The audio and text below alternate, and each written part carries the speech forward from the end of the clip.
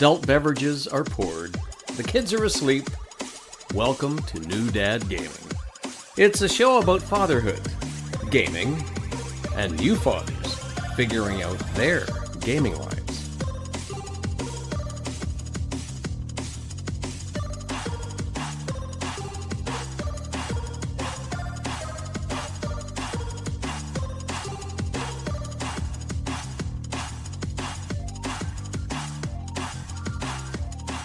My name is Jeff. I have a 13-year-old and now 11-year-old and a guest co-host this time. We have Bill from A Gamer Looks at 40. Welcome, Bill, to the show. Hey, thanks so much, man. I have an 8-year-old and a 3.5-year-old. So Perfect. That's where I live in the dad world. But I appreciate being on the show. This is so fun. I listen to you guys all the time. So this is definitely a treat. Awesome. Thank you again. Hey, man. For anybody that's wondering where Trevor is, Trevor left Jeff in charge, and that's always a dangerous thing to do. I don't know why. Jeff has the power to look at all the things and, send out live streams when we're not supposed to. Anyway, Trevor will be back with us next week. He's off on vacation for a bit, giving himself a gaming break. Maybe he'll come back with more gaming stories. But right now, Bill and I are here to get this episode out and talk about Fallout. Fallout TV show has just aired. It's one of those things where I don't know what your first take on Fallout TV show. First of all, you've watched a few episodes, I think you said. Yep, I've watched the first couple with my wife, which has been pretty good. Perfect. It's I was kind of scared going in. I don't know what your first impressions were. Like the trailer looked good, but I'm like, crossing my fingers. Yeah. Kind of please, and I know you're a big Fallout fan, so it's like one of those it needs to hit right. It's one of those. For me, it was like, please don't screw this up. But there's been a good trend of video game TV shows lately with The Last of Us and everything else, and I didn't see The Last of Us. I'm over The Last of Us. I'm just over it. Sick of it. I'm just kind of burnt out on it, so I haven't seen it. I will eventually. With Fallout, though, I was like, oh, this is a franchise that's ripe for a show, because it's got to be. It won't be Fallout 4 or Fallout 3 or New Vegas. It's going to be a new set of characters. It has to be. And that anthology style of Fallout really lends itself to a TV show. So I was really hoping they'd get it right. What's your first take on it? I am actually intrigued. I'm glad, like the first couple of episodes, really well done. And this is something also that I got my 13-year-old involved with. That's so fun. I'm watching it with him, and this is like the first adult, because it's very adult. It's an adult show. There's lots of violence. Yes. And I kind of made that judgment call as a dad and a gaming dad, right? Like, hey, you've never played these games. This might be something to kind of like, baby step you into something. And it was kind of like one of those things where like, I'm not sure how this goes. So I actually watched the episode twice. I'll watch it once myself just to like kind of see what I'm up against. And, my 13-year-old gets a lot of questions, so I could prepare those and then watch it with him. And so I'm watching every episode twice, and I'm 3 episodes in. So interesting. Okay. So that's actually a very, very smart thing to do. You're preparing for the eventuality. But the thing with the Fallout show is it's so cartoony violence. It's not offensive. It's like Looney Tunes cartoon violence, like Fallout is. Like Fallout is not meant to be like this intense, visceral experience. It's goofball, silly heads blowing off. Yeah. And that's so much different than like a real violence, like something like that looks real and has like real weight to it. Again, I'm only 2 shows in, so I don't know what I have in store yet. But so far it's been I think they got the look of Fallout perfect. Yes. It looks everything from the vault to the weapons to the costuming. The wasteland looks like the wasteland. They got the look of Fallout. I mean, I don't think they could have done better. I'm still waiting for good characters, though. I'm still waiting. The characters seem like caricatures to me, and Fallout has elements of that. But so far, I'm in so far. Okay, that's good. I'm still on the fence if it's gonna be like great or not. But the first 2 episodes I think were enough to get me in, and now I have to like just. And then my wife is watching it with me, who knows nothing about Fallout. She's not a gamer at all, and she's been enjoying it okay as well. Okay, I was gonna ask, like, for a non-Fallout fan or somebody that's not really exposed to it, right? Does it does it hit like It not the same, but like is it explained enough? Because like I find that there is like mystery, but I understand the mystery, right, whereas you're kind of just presented like why are there vaults and why is that a big deal? right. So I did have to explain. I explained what a ghoul was okay, because right, again, I explained Vault-Tec is bad. I'm sure Vault-Tec is going to turn out to be bad because Vault-Tec is bad. Spoiler alert: if you don't know, Vault-Tec is like the worst company in the world. They're terrible. yeah. She likes it as a show. The violence is, I think, a little much for her sensibilities, and there's some weird like sexual stuff in there too that I thought was off-putting. I'm like, Just odd. unnecessary, kind Yeah, of like like unnecessary, but yeah. because that's not again a Fallout thing. But I'm just waiting for these characters to kind of develop a bit. Because right now they're very caricature. They're fun caricatures, but I'm hoping for them to develop a little bit. Just give me a little bit more on those characters. And I think as I get to the third and fourth episode, I'll get there. But Yeah, I think so so too. far, And so good though. I'm enjoying it. It's fun, visceral silliness right now.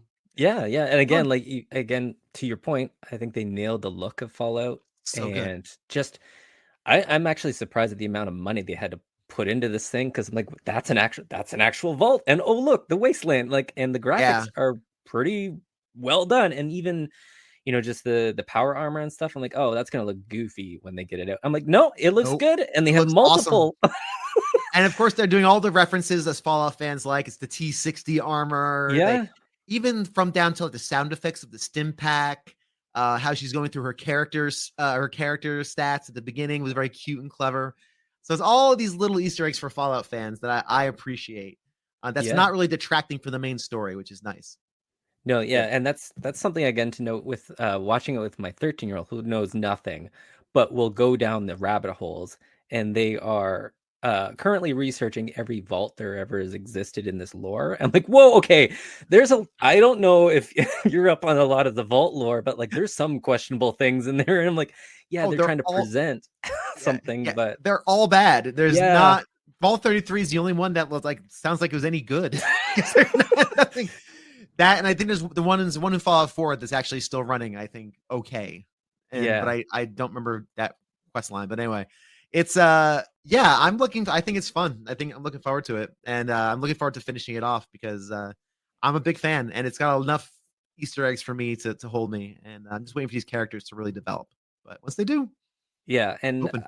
that's a good point to finish the season because I have not finished one Fallout game uh ever. Okay. Uh it's one of those things that I always install Mhm. and go through, kind of like the Skyrim, Bethesda games in general with me. I Yeah. will have a great time in the world and I will never finish it. I will always get sidetracked. And I think Trevor actually is the worst for this. We'll have side quests and you just get caught up in them. And then you're just, I don't know, it just falls off the radar It and you're just does. going about other games. But I'm wondering about you. You seem to be a pretty, you know, Fallout fan. Yeah. Yeah. Have you finished them? And Yep. is there one that you haven't? I haven't finished the first two, 1 and 2. I Oh, tried okay. playing the first one maybe 6 months ago, and I just had a hard time. I installed it and it wasn't running properly and clicking was hard. I just had a hard time with the mechanics of it, so I figured I would just like give it a rest.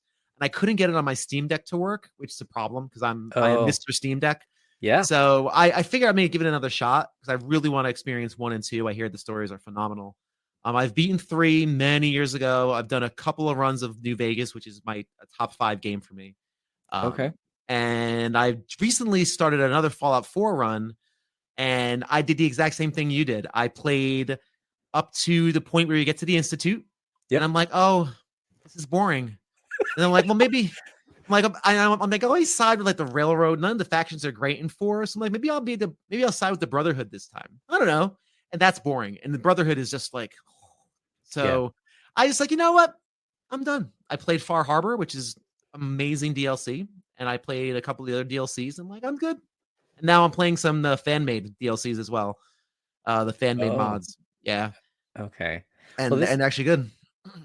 no, like that's one that I haven't really dealt like I haven't got into the whole I've done um kind of the mods that will get rid of the weight and certain other elements in the game that just kind of makes the game easier for me to enjoy. But Mhm. I haven't gone into like the fan made mods of just, more of the story driven, here's Yeah. other extra elements. Yeah, they're go really to it. good. There's some amazing stuff people are doing. Fully voice acted. There's some Wow. of these fan made mods are 20-hour experiences. Easy.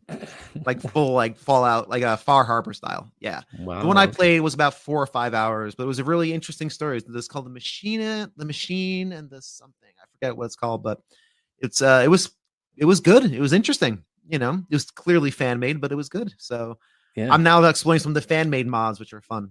But Well, I do love me some Fallout. that's good. I'm trying to get my 13-year-old to kind of experience the Fallout games, just as even just from a perspective of here's an RPG, Yeah. right? Action RPG or whatever the kind of genre it's defined as. But because they play so many other games that are kind of like those, they're not 2D, but they don't have the kind of depth that these games kind of present to you, and there's choices that you need to that there's really some of them are gray area, right? There's no black and white, good, bad. Right. There's just, oh, okay, I kind of have to either pick the less of two evils or like this thing doesn't really matter, or this thing will end up, taking away something. And I have a horrible time with trying to make those decisions because I always want like the best ending and I always strive for the quote unquote best ending. And it's kind of hard to me to play those games without a quick Google search because I don't know if you're the same way because I'm like, oh God, this decision might like screw me down the line, and I kind of want that faction and I want to be with them, but I don't know. I also I've shed that over the years, actually, very recently. Actually, I've shed the need for the non-optimal playthrough. Oh, perfect. I'm sorry. I've shed the need for the optimal playthrough. I'm getting okay with not having that perfect run and being okay with the role playing that's involved with that, right? If I say something stupid to Preston in the Minutemen, well, I just said something stupid, Preston in a Minutemen, that door's closed. Well, but you're right. That was a big thing for me. Like, oh no, I can't. I got to go back because I'm used to, the good answer being the right one. And sometimes it's more fun just to be chaotic. I'm actually, my wife today, she's like, we're going to keep watching Fallout. And she's like, kind of makes me want to play the game. And I'm like, eyes like saucers. Yes. Yes. But she's not much. She doesn't like, she likes old games. If it involves R1 or L1, she's done. She's out. She's like, I don't know. Yeah. But I did say she also doesn't like watching me play games because I'll be honest, it's boring. I'm wandering around searching for wrenches and screws and a Braxo cleaner. Like no one wants to watch me do that. Right. I think what I'm gonna pitch. Here's my pitch. I think I'm gonna let her decide the choices, and then I'll do all the scrounging for gear and stuff outside of our together time. And then save the story beats. Hey, Jay, I story beat. And let her pick the choose your adventure. I'm curious if she'll pick the good or just turn chaotic evil. Side I've never seen of my wife.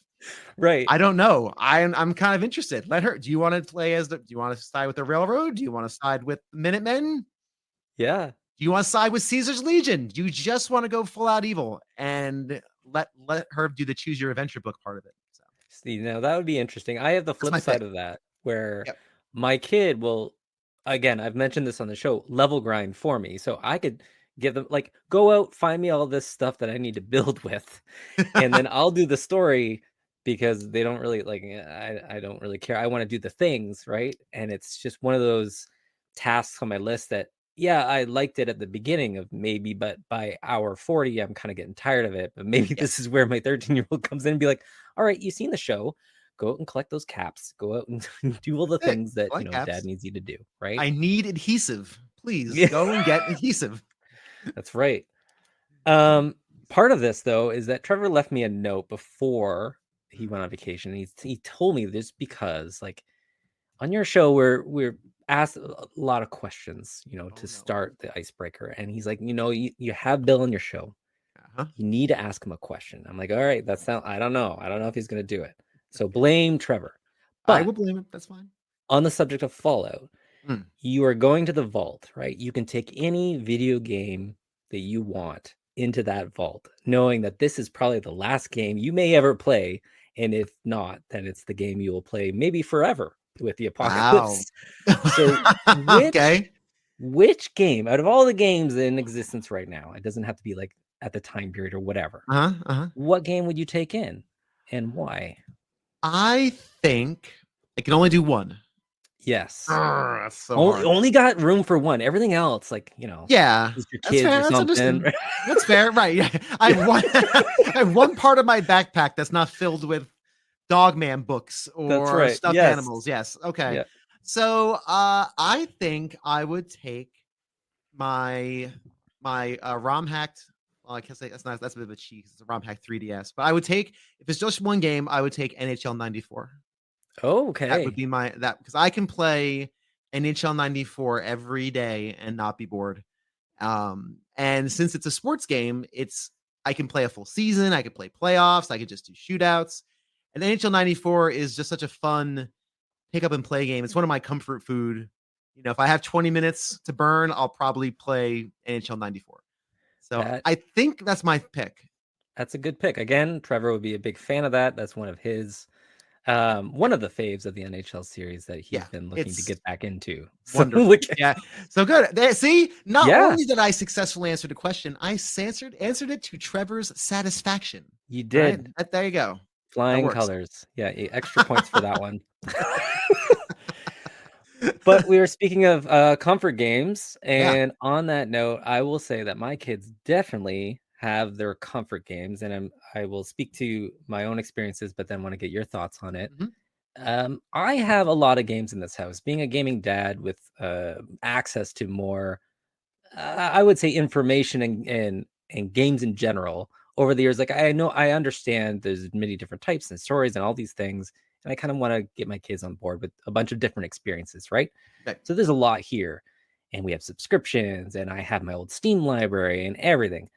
And out of all those games, my kids who have tons in front of them, they have their comfort and default ones, which are specifically Geometry Dash and Terraria, which if you're not familiar with, Geometry Dash is basically like almost like a mobile game with you just like jumping a square through of these various maps. And now they discovered like a whole bunch of level editors that you can do, and they're making their own maps in this game, right? Gotcha. So that's Yep. where they're kind of at, and they challenge each other. So it's been good for, that kind of Yeah. sibling kind of rivalry, but it's Bonding as fine. well. Yeah. Yeah, Bonding. Yeah. That's cool. right. Into that.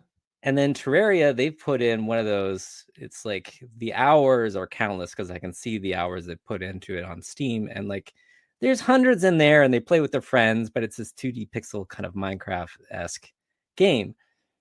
This is out of everything that they have, and these are the defaults, and they were playing them again today. So it's one thing that I kind of understand it. Like I have my own comfort game.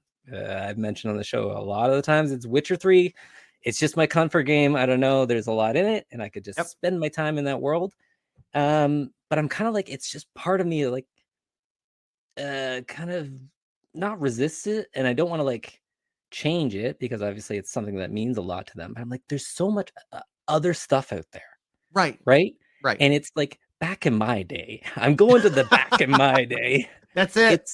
I had to spend all my allowance to get like the one cartridge that was like $100, and I would live with that thing for like 8 months, and that was like my life because you couldn't afford anything else. Oh. And now it's like you have all this choice, and they still go to their one or two comfort games, right? And it's just kind of interesting to see where it doesn't matter all that choice; they just kind of zone back in. So I'm wondering, is that the same on your side? Like, do your kids have a comfort game that they kind of zone into, or is it something like they kind of pepper in a variety of experiences, knowing that you're still kind of in that young phase, but maybe it's more, oh, they found their way, they're going to stick to this game and they're going to come back to it. That's what it is. I think for my son, I think the closest he has to a comfort food game would be Shredder's Revenge. So Ninja Turtles. Shredder's Revenge. He loves side scrollers and he likes beat 'em ups. He really likes platforming games. He'll get into a game and once he gets frustrated, he's learning to just stop. But then when he stops, he goes back to Shredder's Revenge usually. That and Mario Kart for him, I think, are probably his two where he lands the most as far as comfort food. Because again, he loves the Ninja Turtles. He's seen the movie. He's watched the most recent animated series. Now he's watching the older animated series. Eventually he'll watch the ancient animated series. Wow. When I was a kid, he loves anything Ninja Turtles can get his hands on. So that's, I think, his comfort food right now is that game. That's amazing to hear that it kind of links in with all that other media, right? Like, Yeah. again, you can watch the shows, you can even probably He go out and get the little loves it. figures and Yep. like, I actually had to bug my mom because my figures. So he goes, Daddy, I want the Ninja Turtles figures. So I'm like, wow, okay, okay. Yeah. cool. Yeah, well, yeah, of course. So I'm pricing. I'm like, well, I have all of these. I have the originals. I'm pretty sure I know where in the bowels of Grandma T's house they currently reside. So I called my brother, who still lives in the area of my mom, and said, Bobby, do you know where my Ninja Turtle stuff is? He's like, I'm pretty sure I do. Fast forward 2 weeks, a little box comes with all these like old Ninja Turtle figures from 1989, 1990, Yeah. whatever they were. And he's loving them. So he has a combination of the new ones because he had the Mutant Mayhem ones because he had this. They're new. But I got him like a play set, and he has this. He has a bunch of figures. I'm sure there's more hanging out in that time capsule called my mom's home. But that's a yeah. So he loves it. So I think that probably would be his comfort food game. Yeah. That's funny because I was gonna go to the time capsule kind of just somebody going out in the back and just digging. All right, I think it's like 40 paces from the house. We gotta dig here, and there's this safe we're gonna pull out with all your figurines and everything else. Yep. Um, it's kind of nice to have that and just be aware of that for your own kids, right? You're like, oh no, I'm gonna keep all this stuff because they're gonna ask in 40 Yeah. years, they're gonna come back and want this stuff, right? And I still remember, I've mentioned it on the show, my mom selling the Virtual Boy at a garage sale for $10. Oh. And it was just like one of those things like, well, you're at college, you don't need it. It's big. Like it was a big box. Yeah. And Totally. Oh, with the box and everything. oh, dude, Oh. this could have been I could have made a lot of money on it because yeah. somebody had a great steal. They're probably like, oh my God, start the car, go, right? Like you are somebody's amazing story. yeah. You're someone's amazing story. Or awesome. yeah. This sucker. Price's Virtual Boy. Yeah. So it's like one of those things that kind of sticks with me. Maybe it's that trauma response. Like, oh no, I'm gonna keep up these things. I'm gonna, put them away because I know they'll want them or possibly want them in a decade or so, and we can lug them out. But that's nice to hear that again, the comfort games are starting there even at such a young age, right? Oh yeah. And see how long that kind of goes.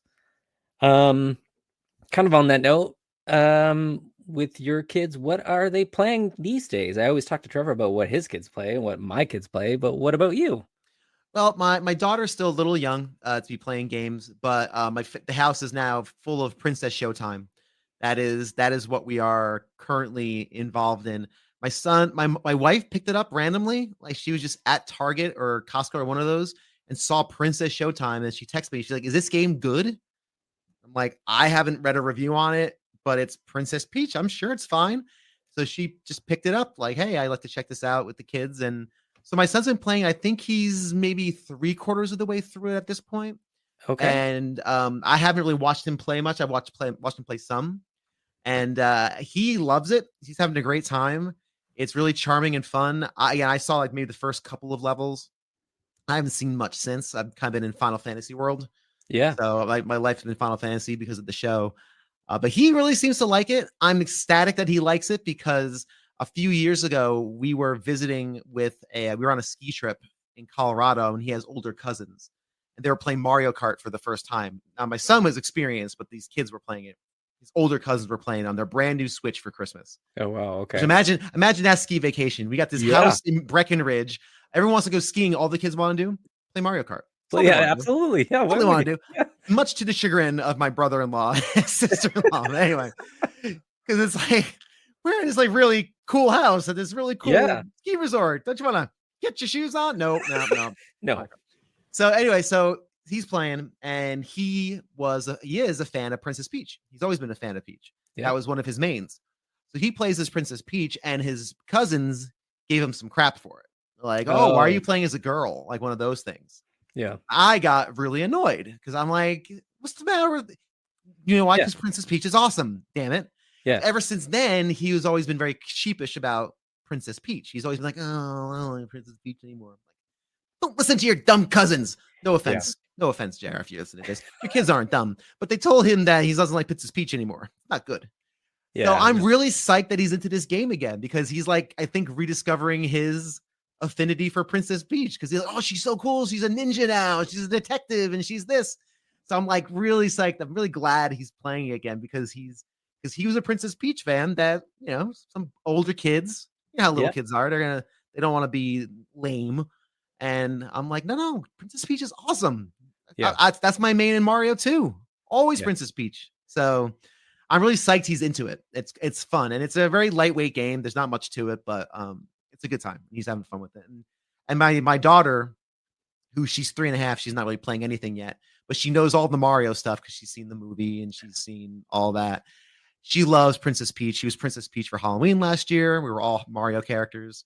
So she, Perfect. of course, loves Princess Peach. She's like, Princess Peach. She's very girly about it.